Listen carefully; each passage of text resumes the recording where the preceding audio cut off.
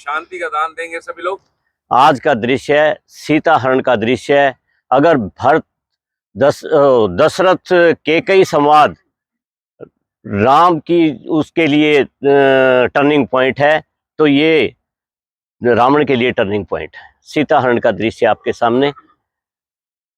रावण अपने कक्ष में पूजा में लीन, शूर्पणखा कटी हुई नाक के साथ प्रवेश करती है।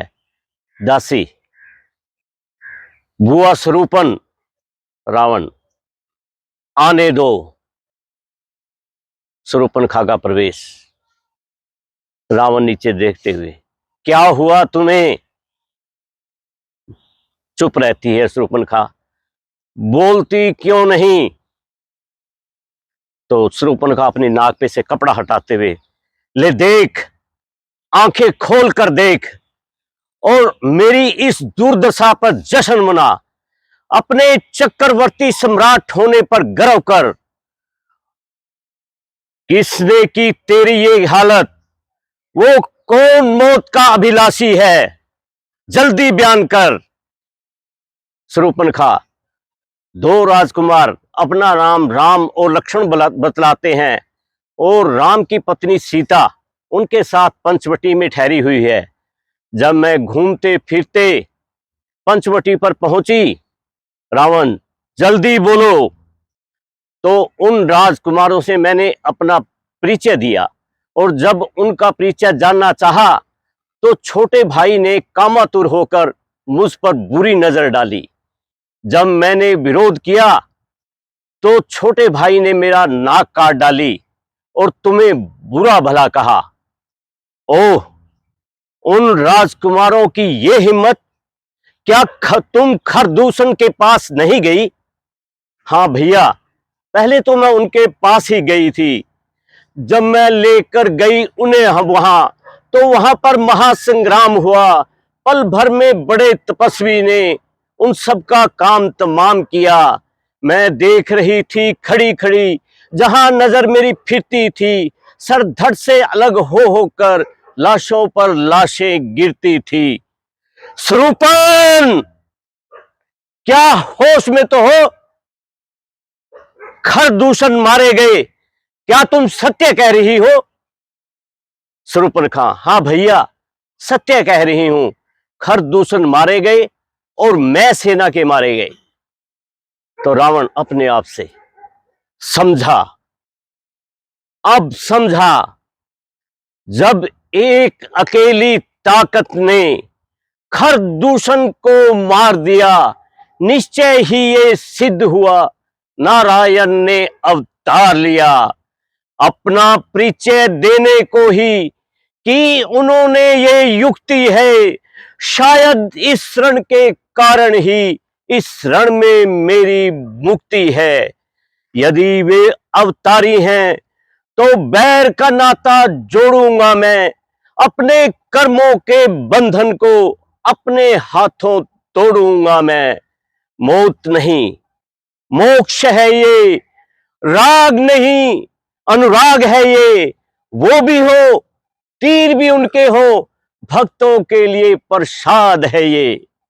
शूर्पणखा, भैया, किस सोच में पड़ गए? क्या उनकी वीरता से डर गए? लाओ ये खड़ग मुझे दे दो, मैं अपना प्रतिशोध स्वयं ले लूंगी। और ये लो चूड़ियां, पहनकर महलों में विश्राम करो। रावण, शूर्पण, बहना वो काटे नाक तेरी और जीते फिरे जमाने में लानत मेरी 20 भुजा पर, लानत तलवार उठाने में। तुम बैठो यहां विश्राम करो, मैं दंडक वन में जाता हूं। इस नाक काटने का बदला उनकी नारी को हर कर लाता हूं। सीधा रावण मारीच के पास जाता है। मारीच, मेरे बहादुर मारीच, कुशल से तो हो? मारीच शरीर दे गया जवाब, बेजार बैठा हूं, बुढ़ापा आ गया सरकार, हिम्मत हार बैठा हूं। तो आजकल मारीच जो है, उसने वो मायावी काम छोड़ दिया था। वो झोपड़ी के अंदर भगवान राम का भजन करने लग गया था। उसने वो राक्षसी काम अब छोड़ दिया था। तो रावण कहता है, निठल्लेपन ने तुम्हें इतना कमजोर और लाचार बना दिया है, वरना तुम्हारे जैसा मायावी इस संसार में कोई नहीं। तो मारीच कहता है, मुझे क्या करना होगा?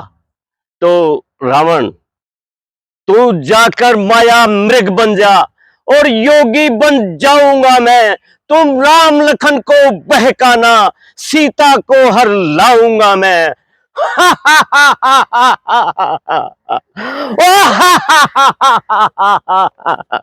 तो मारीच कहता है, या बेईमानी तेरा आसरा, प्रेमालाप करे शूर्पणखा। और भूखते बेचारा मारीच पीछे पीछे चल पड़ता है। अब स्थान पंचवटी, बहुत ही सुंदर स्थान, पंचवटों से घिरा हुआ, गोदावरी के किनारे मंद मंद बहती हुई गोदावरी की निर्मल धारा। लक्ष्मण अपने शस्त्रों को, जिनकी धार कुंद पड़ चुकी थी, वो प्रयोग में नहीं लाए गए थे, उनको चमकाते हुए 14वां वर्ष प्रारंभ हो चुका था और भगवान राम सीता के साथ गोदावरी के निर्मल जल को निहारते हुए, सीता, बस एक वर्ष है स्वामी, हमें लौट अयोध्या जाना, हुए साल यूं तेरा पूरे, जैसे एक आंख झपकाना। बस एक वर्ष है स्वामी, हमें लौट अयोध्या जाना, हुए साल यूं तेरा पूरे, जैसे एक आंख झपकाना। हम माँ के दर्शन पाए, चरणों में शीश झुकाए, फिर गीत खुशी के गाए, बन जाए एक तराना, हुए साल यूं तेरा पूरे, जैसे एक आंख झपकाना। इतनी देर में ही एक हिरण विचरण करते हुए पंचवटी के सामने से निकल रहा था। तो सीता जी, स्वामी देखो कितना सुंदर हिरण है। राम, बेशक प्रिय, हिरण तो बहुत सुंदर है। सीता, क्या तुम मुझे इसको पकड़ कर ला दोगे? मैं अयोध्या जाकर अपनी सखियों को दिखाऊंगी। राम, हो सकता है ये भाग जाए और हमारे हाथ ना आए। तो सीता, इसकी मृगशाला ही सही। तो राम कहते हैं, अच्छा प्रिय, तुम्हारी मर्जी। लक्ष्मण को होशियार करते हुए, लक्ष्मण जरा होशियार रहना और सीता को अकेली मत छोड़ना।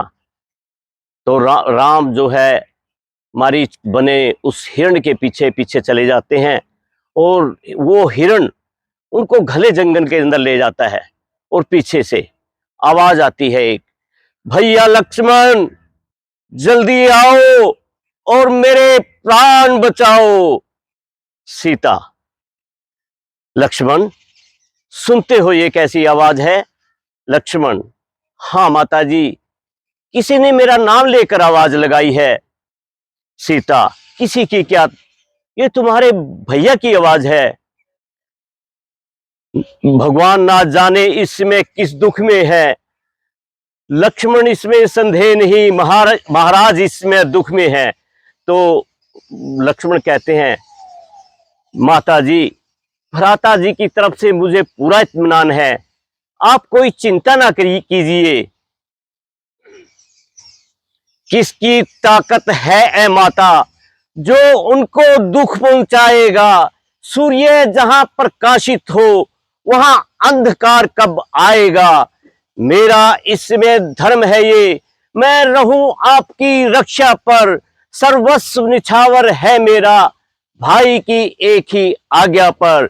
ये वन विशाल, ये बागद्याल, भय चारों ओर घनेरा है, मां तुम्हें अकेला छोड़ूं मैं, कर्तव्य नहीं ये मेरा है। तो सीता, तुम इस वक्त भाई की काम ना आओगे तो कब काम आओगे? तुम तू अभी जाके भाई की इमदाद कर। मौत मुझको यहाँ कोई खाती नहीं, पासबांदी की मुझको जरूरत नहीं, मैं यहाँ से कोई भागी जाती नहीं। साथ आया था शायद इसी वास्ते कि यहाँ तो ये मुंह से बुलाती नहीं, तेरी पहली सी आंखें अब नहीं रही, गरज तक मेरी तुझको भाती नहीं। लक्ष्मण, माता जी, ये किस किस्म की बातें आप मुझे सुना रही हैं और कैसे कैसे दोष मुझ पर लगा रही है। मेरी माता, तुम्हें आज क्या हो गया? किस किस्म की ये बातें सुनाती मुझे? आज दिल में तुम्हारे ये क्या आ गया? बेगुनाह हाय तोहमत लगाती मुझे, सब करा और धरा मिल गया खाक में। आप बदमाश कहकर बुलाती मुझे, आज अपने ही कानों से क्या सुन रहा? मौत भी तो ना हाय आती मुझे। अच्छा माता, तुम्हारा भी क्या दोष है? मेरी किस्मत ही धक्के खिलाती मुझे, बेशरम, बेरहम, बेहया, बेवफा तक कहती मुझे। इतनी देर में ही दूसरी आवाज आती है, भैया लक्ष्मण, जल्दी आओ और मेरे प्राण बचाओ। सीता, पेश चलती नहीं नाथ, मजबूर हूं, आज इस दम तुम्हारा सहिया नहीं। तुम पुकारो हो जिसको मदद के लिए, राम का इस दुनिया में भैया नहीं। तुम अपनी मर्जी से जियो या मरो, लेकिन इस भाई से कोई उम्मीद की आशा ना करो। लक्ष्मण, माता जी, आप कैसे कैसे दोष मुझ पर लगा रही हैं? आज भाभी कोई ना कोई गुल जरूर खिलाएगी और हम पर कोई आफत आएगी। जो पवित्र आत्मा 13 साल तक लक्ष्मण को अपना बेटा समझती रही, उसने ऐसी बातें अपनी मर्जी से हरगिज नहीं कही। जिसके पवित्र आंचल के नीचे मैं पूरी अयोध्या भूल गया, उसने ऐसी बातें हरगिज नहीं कही। ओह भगवान, क्या मेरे भाग्य की यही विडंबना है? ऐ पृथ्वी, तू फट जा और मुझे अपने उदर में समा ले। ओ आसमान, तुम मुझ पर टूट पड़ो और मुझ जैसे नाचीज को अपने फाड़ के नीचे मसल डालो। माता जी, मैं इसी वक्त जाने को तैयार हूं, केवल एक चिंता है कि आपको अकेली कैसे छोड़ूं और भ्राता जी की तरफ से कैसे मुंह मोड़ूं। सीता, तुम मेरी कोई चिंता ना करो, रक्षक वो दया निधान मेरे। तुम जाओ, वहीं चले जाओ जहां गए हैं प्राण मेरे। माता, तुम मुझे समझते हो तो आज्ञा मानो माता की, मैं तुमको आज्ञा देती हूं, जाओ और सुध लो भ्राता की। लक्ष्मण, हे पवन देव, तुम साक्षी हो, हे पक्षी गण गवाह हो तुम, मेरी इस धर्म की नौका के। ऐ सूर्य देव मल्ला हो तुम, आज्ञा पालन करता हूं मैं, बस इतना है संतोष मुझे। भाई आ उला ना दे तो कह देना निर्दोष है ये। रेखा खींचते हुए, लो माता, मैं जाता हूं, तुम सावधान होकर रहना। मैं रहा आज्ञा के अंदर, तुम रेखा के भीतर रहना। ये रेख उल्लंघन करके जो कुटिया के अंदर आएगा है आन उसे ये लक्ष्मण की, वो यही भस्म हो जाएगा। पक्षियों, अब तुम रक्षक हो, तुम ही पर अपना घर सौंपा। कुटी कुटी है परन कुटी, मां सीता को तुम पर सौंपा। लक्ष्मण जी चले जाते हैं राम के पीछे पीछे। रावण योगी बने हुए उनका सामने से ढोंग रचाते हुए प्रवेश। अलख जगाते, हरि गुण गाते, साधु संत कहाते हैं। परमार्थ में, परोपकारों में अपना समय बिताते हैं। वनवासी सन्यासी उस अविनाशी के गुण गाते हैं। दुनिया को तज बैठ बनों में धुनी अलग रमाते हैं। अलख निरंजन, अलख निरंजन। सीता, योगीराज आप कहां से पधारे हैं? योगी, तुम्हारे इस सवाल का जवाब हम क्या दें? तुम्हारे सवाल ही दुनिया से निराले हैं। सीता, आखिर आपका नाम और रहने का मुकाम? रावण, योगियों का क्या नाम और कहां रहने का मुकाम? जहां रात्रि पड़ गई वहीं विश्राम। सीता, फिर आप यहां मुझको भिक्षा दे, मर्तबा रहे आला तेरा। भगवान तुझे जीता रखे, हो सदा बोल बाला तेरा। तू दूधो नहा और पूतो फल, दिन दूना हो भाग तेरा।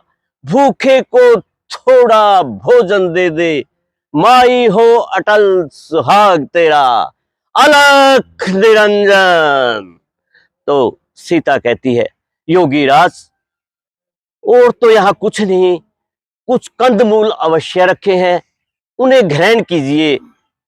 सीता कुटिया के अंदर जाती है और कंद मूलों की एक टोकरी लेकर बाहर आती है, लेकिन रेखा के पार नहीं जाती। उधर से रावण कंदमूल ग्रहण करने के लिए रेखा को जैसे ही पैर रखता है तो उसमें से अग्नि प्रज्वलित होती है। पीछे हटता हुआ, ओ ये कैसी ज्वाला जल उठी, या योग किसी जति का है, नहीं तो सीता शक्ति है, ये योग इसी सती का है। तो सीता कहती है, योगीराज आप भिक्षा ग्रहण क्यों नहीं करते? तो रावण कहता है, देवी भिक्षा देनी है तो इस रेखा से बाहर आओ। तो सीता कहती है, योगीराज क्षमा करें, मैं ये रेखा छोड़ नहीं सकती, ये आन है मेरे देवर की, मैं इसको तोड़ नहीं सकती। रावण, अच्छा देवी तुम्हारी मर्जी, योगी बंदी भिक्षा नहीं लेते, सुखी रहो देवी। जाने लगते हैं ढोंग रचाते हुए। थोड़ी दूर जाकर फिर मुड़ते हैं। देवी मुझे आश्चर्य है, क्या तुम उसी जनक की पुत्री हो जिसके घर से आज तक कोई भी सवाली खाली नहीं गया? या तुम उसी दशरथ की पुत्रवधि हो जिसके पूर्वजों ने अपना मांस काट काट कर भूखे जानवरों को खिला दिया? अच्छा देवी तुम्हारी मर्जी, कहीं और से भिक्षा ग्रहण करते हैं। जाने लगते हैं तो प्रभाव में आ जाती है सीता। ठहरिए योगीराज, योगीराज यूं खाली जाएं, ये धर्म नहीं गृहस्थी का, इस रेखा का ध्यान छोड़, करती हो धर्म गृहस्थी का। रेखा से बाहर आ जाती है। रावण अपनी असली रूप में आकर, ले देख, आंखें खोल कर देख, ना तो मैं कोई योगी हूं ना ही कोई भिखमंगा, बल्कि महाराजा रावण हूं, महाराजा रावण। अब तुम मेरे साथ चल और महलों के सुख भोग। तो सीता ओ दुष्ट खड़ा रहे खबरदार, स्वामी अब आने वाले हैं, जो धनुष तोड़ कर लाए थे वो ही मेरे रखवाले हैं। रावण हर कदम हरकत करेगा, अब मेरी ही तौसीफ में हर जुबान मशरूफ होगी, मेरी ही तारीफ में चौखट पर झुकेगा मेरे शीश हर इंसान का द्वार का मेरे श्री। हा हा हा, पुकार अपने सहाय को पुकार, पुकार अपने सहाय को पुकार, स्वामी स्वामी पुकार अपने सहाय को। हा हा हा हा हा। जय श्री राम, जय श्री राम, जय श्री राम, जय हनुमान।